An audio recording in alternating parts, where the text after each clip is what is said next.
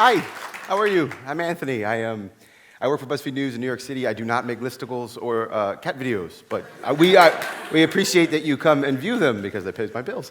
I want to start very broadly, right? We're here to talk about fake news, but we're not going to talk about a couple of things today. You could find me in the hallway after, we can talk. We're not going to talk about Donald Trump. We're not going to talk about Russia. We're not going to talk about that dang BuzzFeed dossier. What we are going to talk about is the fact that I am in the fight of my life. I have been a journalist for 15 years. And what I and my colleagues are facing at the moment is a new phenomenon that I hope you will help us win. Because the guy you see up here right now is real news.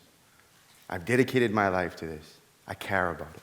I've gone to bed with a pit in my stomach every day for the last 15 years, worried that I got everything right.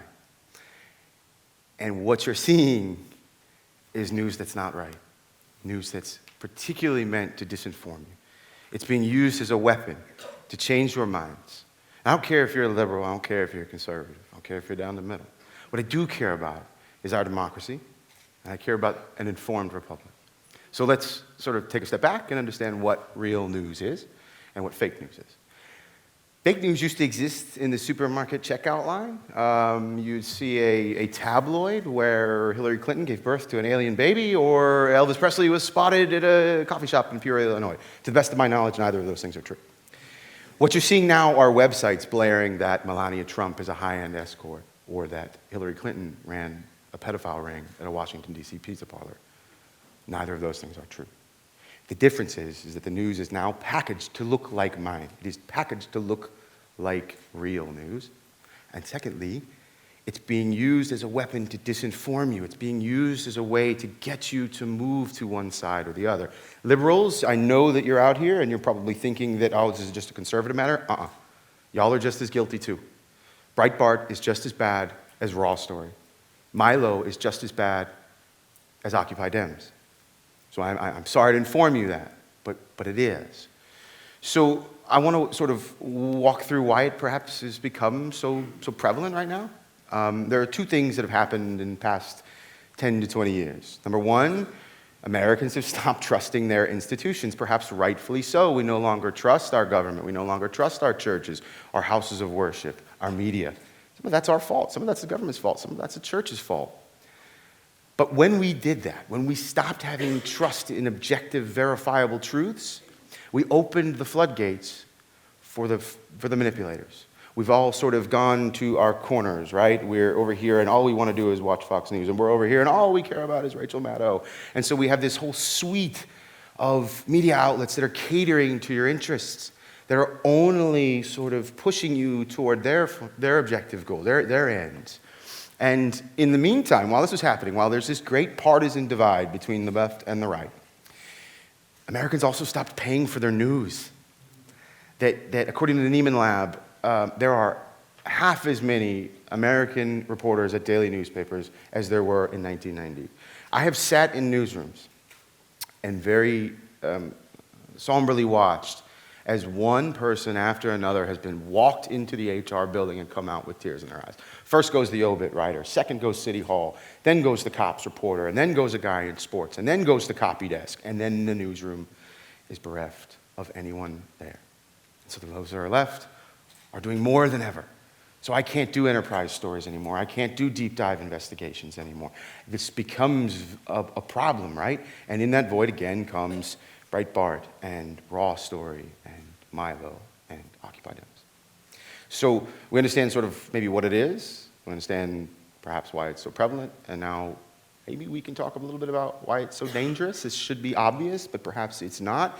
An informed republic is a strong republic. Facts matter. I am here on the campus of Florida State University, where it is your goal to do research, to find new truths, to do peer-reviewed studies. You guys are here to do truth. We're in the same boat. I'm doing the same thing as y'all, right?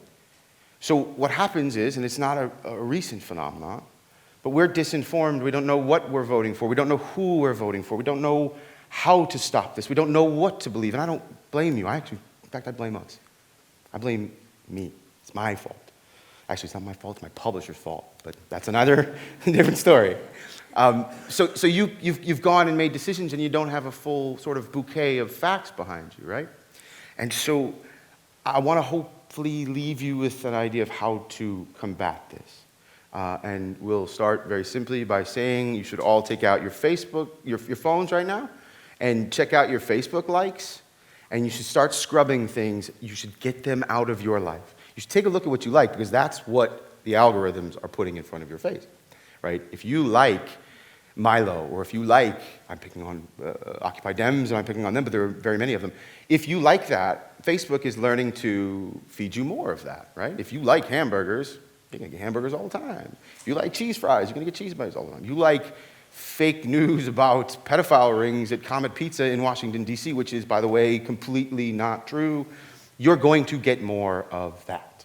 So that's the very first step that you can take. You can sort of understand what's entering your world and learn how to excise it. I hope that you'll all sort of leave here and go and do that.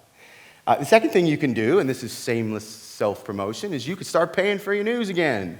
That'd be an awesome thing to do because news isn't free. I have a daughter here in the room, actually, and she's in college. And college, in case you guys haven't worried, it's not free. So somebody's got to send them there. And I get that this is a little bit shameless, but I want to sort of impart on you one thing, that real journalists are your neighbors. We coach your little league teams. We bring home scanners. We stay up late, we miss parent-teacher conferences because we're at a fire or we're at a city hall meeting. I hope that you'll leave here and understand that as much as you may hate the liberal media, or you may hate the conservative media, or you may hate what's the word for it? The lamestream media. Look, I'm not lame, but that's neither here nor there. We're real human beings digging for truths day after day. And no matter what you think of BuzzFeed, no matter who you voted for, we're folks who care about this. We've dedicated our entire lives to it. I started on the loading docks of the Panama City News Herald. That was my first job after I left Florida State. Not a sprawling megalopolis. It's a small town and a small paper, but I learned how to do this. I learned what mattered. And I want to say to you, the difference fundamentally between what you're seeing on some of these fake sites and what we do is that mistakes happen. I make mistakes all the time. This is a terrible story, I'm going to admit it, but whatever. I killed a guy in print. He was a trapeze artist. He had fallen tragically off of the trapeze. I was in Sarasota, Florida. It was a huge circus town. This was a big news event. Well, I called the hospital, do my due diligence. The dude's not dead. His sister told me he was dead. The doctor said he was dead. What they failed to tell me was that, he was just actually on life support. So I reported in the paper the next day that this guy had died. His family, when they read it, on the front page, wasn't very happy. Eventually he'll die. That's what I told my editor anyway, even if it's 40 years from now. It didn't really go over well. But here's the fundamental difference, right? Here's what Breitbart doesn't do. Here's what Occupy Dems doesn't do. They don't run a correction. They don't own it. I did. So my editors, my newspaper, they care about getting it right. Our accountability is our trade craft. If you don't believe me, what have I got left, right? So one final thing that'll differentiate for you guys how to identify frankly, fake news and real news. You can take some steps beyond paying for your news and beyond figuring out how Facebook is responding to this. And we should say that Facebook and Google have taken active measures and they should be applauded for sort of ferreting some of this stuff out, right? They've not fully gone all the way, but they do deserve praise for what they've done so far. There's some things you can do when you read a news story. You can look at it and tell me if it has a byline, right? Can you identify the author? Because if you can, that's a usually pretty good sign that somebody cares enough to put their name on it. Does the site have editors? Does it employ fact checkers? Are the quotes actually directly taken from an individual? Did I talk to you and get your name and quote you?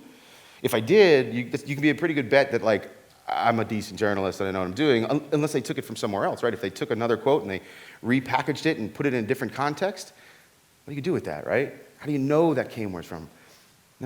Another step you can do is you can sort of trust your gut. If it seems fake, it probably is. Like, Elvis is probably dead, hate to break it to you. Hillary Clinton did not, as far as I know, have an alien baby. Melania Trump is not a high-end escort. I mean, these are things that you should be able to look at and understand whether or not they're true. And then finally, I have a very interesting way for you guys to try to tell the difference. So these are two websites. Which one? Raise your hand if you think the one. Oh, crime in Italy! I gave you the answer. Clearly, the Seattle Tribune is the fake one, and the Seattle Times is the real one. But they are very difficult, down to the gutters, the white space on the sides of the page, to the clear Seattle at the top. Very different for you to know. So you open up your Facebook, you're super busy, you're doing your homework, you're taking care of your kids, you're running to plays. How are you supposed to know really quickly which one is real and which one is not? So it's difficult. The Seattle Tribune actually is fake, and there is some fine print on the page that suggests that it is an entertainment site, and the Seattle Times is one of the finest American newspapers in all the land. It's the winner of multiple Pulitzer Prizes and does amazing, incredible reporting, and like so many other newspapers, has been through round after round of budget cuts. Means people like me are out of jobs. So I'm so grateful for this chance because, like I said earlier, this is the fight of my life. I don't know if we're going to win it. I can tell you I'm going to fight like hell for it. And I'm hoping that you will help. And I don't care if you agree with me. I don't care if you are politically aligned with me or with your neighbor. Just leave here understanding that there are a group of journalists in America that are digging for objective truths, that care about this, that go to sleep, like I said, every night with a pit in their stomach, hoping to God that we called every source, that we checked every fact, that I spelled every name right, because there's nothing worse rather, than misspelling the name of a high school volleyball player. I'm telling you, you will get a phone call from grandma the next day saying, you misspelled Katie, K-A-T-Y, instead of K-A-T-I-E, which is horrible, because grandma wants to cut that thing out and put it in the fridge, you know? But that's what we do.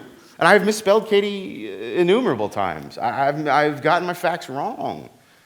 I've gotten things completely botched up and screwed around and turned upside down.